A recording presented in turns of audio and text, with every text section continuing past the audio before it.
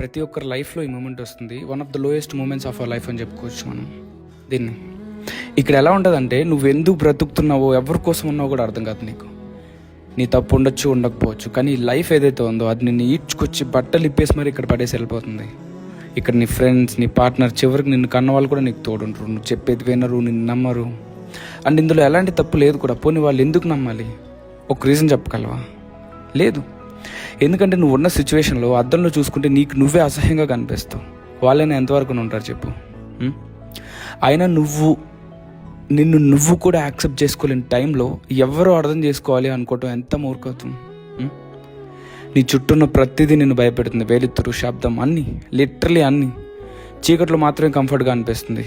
అమ్మ కడుపులో ఉన్నప్పుడు చీకటి ఉంటుంది కదా, అలాంటి చీకటి మళ్ళీ ఈరోజు నీ కంఫర్ట్ని ఇస్తుంది. ఇది ఎంత లోయెస్ట్ పాయింట్ అంటే ఇంతకంటే కిందకి వెళ్ళలేము. ఇదే లాస్ట్.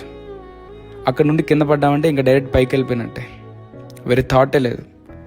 ఇప్పుడు నువ్వు ఇక్కడ ఉంటే నువ్వేం ఆలోచిస్తున్నావు నాకు తెలీదు, కానీ నేను చెప్పాలనుకున్నది ఒకటి. నిన్ను లేపటానికి ఏ చెయ్యి రావట్లేదు. నీ బాడీలో ఉన్న ప్రతి అణువులో ఉన్న ఎనర్జీ మొత్తం బయటకు తీసి నీకు నువ్వుగా లేస్తే లేచినట్టు, లేదంటే మన స్టోరీ అయిపోయినట్టే ఇంకా.